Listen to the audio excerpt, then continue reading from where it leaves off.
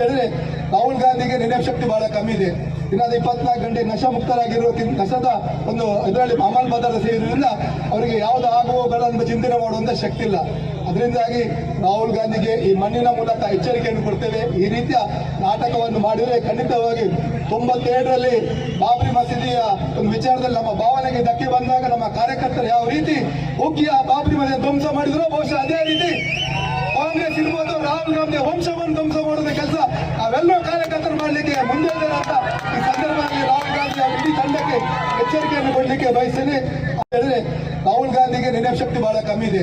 ಇನ್ನಾದ 24 ಗಂಟೆ ನಶಾ ಮುಕ್ತರಾಗಿರೋ ನಶದ ಒಂದು ಇದರಲ್ಲಿ ಅಮಲ್ ಬದಲಾದ ಸೇರಿದ್ರಿಂದ ಅವರಿಗೆ ಯಾವ್ದು ಆಗುವಗಳ ಚಿಂತನೆ ಮಾಡುವಂತ ಶಕ್ತಿ ಇಲ್ಲ.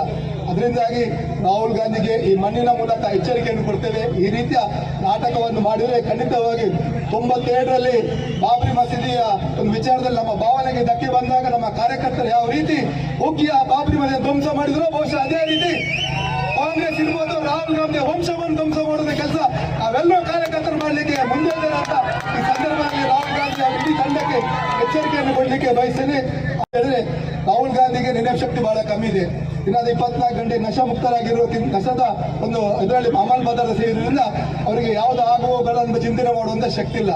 ಅದರಿಂದಾಗಿ ರಾಹುಲ್ ಗಾಂಧಿಗೆ ಈ ಮಣ್ಣಿನ ಮೂಲಕ ಎಚ್ಚರಿಕೆಯನ್ನು ಕೊಡ್ತೇವೆ. ಈ ರೀತಿಯ ನಾಟಕವನ್ನು ಮಾಡಿದರೆ ಖಂಡಿತವಾಗಿ 97ರಲ್ಲಿ ಬಾಬ್ರಿ ಮಸೀದಿಯ ಒಂದು ವಿಚಾರದಲ್ಲಿ ನಮ್ಮ ಭಾವನೆಗೆ ಧಕ್ಕೆ ಬಂದಾಗ ನಮ್ಮ ಕಾರ್ಯಕರ್ತರು ಯಾವ ರೀತಿ ಹೋಗಿ ಆ ಬಾಬ್ರಿ ಮಸೀದಿ ಧ್ವಂಸ ಮಾಡಿದ್ರು, ಬಹುಶಃ ಅದೇ ರೀತಿ ಕಾಂಗ್ರೆಸ್ ಇರ್ಬೋದು, ರಾಹುಲ್ ಗಾಂಧಿ ವಂಶವನ್ನು ಧ್ವಂಸ ಮಾಡುವ ಕೆಲಸ ನಾವೆಲ್ಲೋ ಕಾರ್ಯಕರ್ತರು ಮಾಡಲಿಕ್ಕೆ ಮುಂದೆ ಅಂತ ಈ ಸಂದರ್ಭದಲ್ಲಿ ರಾಹುಲ್ ಗಾಂಧಿ ಅವರ ಇಡೀ ತಂಡಕ್ಕೆ ಎಚ್ಚರಿಕೆಯನ್ನು ಕೊಡಲಿಕ್ಕೆ ಬಯಸ್ತೇನೆ.